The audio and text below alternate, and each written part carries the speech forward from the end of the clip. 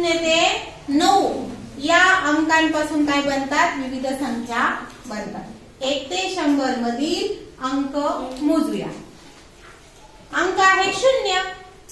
0 हा 1 ते 100 मध्ये किती वेळा आला? 11 वेळा आला. एक अंक 1 ते 100 मध्ये किती वेळा आला? 21 वेळा आला. 2 हा अंक 1 ते 100 मध्ये किती वेळा आला? 20 वेळा आला. 3 हा अंक 1 ते 100 मध्ये किती वेळा आला? 20 वेळा. आता बघा तुम्ही 2 पासून ते 9 पर्यंत सर्व अंक किती वेळा येतात? 20 वेळा. आता पुढचा प्रश्न असा विचारला जातो की किती संख्येत आहे? 1 ते 100 मध्ये 0 हा अंक किती संख्येमध्ये आला? तर तो 10 संख्यांमध्ये आला. कोणत्या 10 संख्यांमध्ये? 10, 20, 30, 40, 50, 60, 70, 80, 90, 100. 10 संख्येमध्ये आला. पण 100 मध्ये किती आला होता? 2 वेळा. म्हणून तो किती वेळा आला? 11 वेळा. 10 संख्येमध्ये 0 अंक आहे. किती वेळा आहे? 11 वेळा. आता पुढचा प्रश्न आहे की एक अंक 1 ते 100 मध्ये किती संख्येमध्ये आहे? किती संख्येमध्ये आहे? तर आपण मोजलं किती संख्येमध्ये आहे? 20 संख्येमध्ये आहे. पण किती वेळा आहे? 21 वेळा. मग कोणत्या संख्येत डबल आला? एक अंक तर 11 मध्ये डबल आला. बरोबर. आता बघा 2 हा अंक 1 ते 100 मध्ये किती संख्येमध्ये आला?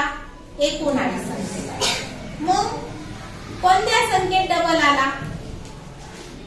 2 अंक 22 मध्ये डबल आला. एकक स्थानी पण 2 आहे आणि दशक स्थानी पण 2 आहे. म्हणून तो किती वेळा आला? संख्या 19 आहे. मात्र किती वेळा आला? 2 वेळा.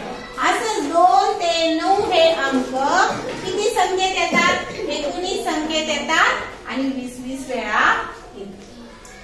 अशा प्रकारे आपल्याला आपण सर्वांनी 1 ते 100 स्वतः लिहून काढायचं आणि हे अंक बरोबर इतक्या वेळा आलेत का? एवढ्या संख्येमध्ये आले का? हे स्वतः पुन्हा चेक करायचं.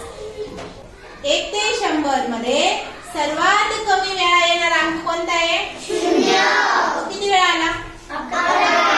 1 ते 100 मध्ये सर्वात जास्त वेळा येणारा अंक कोणता आहे? 1. तो किती वेळा आला? 21 वेळा. 1 ते 100 मध्ये एक अंक सर्वात जास्त वेळा आलाय तो आला 21. 1 ते 100 मध्ये 2 ते 9 अंक किती वेळा येतात? 20 वेळा. 1 ते 100 मध्ये 2 ते 9 हे अंक किती संख्येत येतात? 19 संख्येत येतात. आता याच पद्धतीचे अजून त्या उदाहरण आपण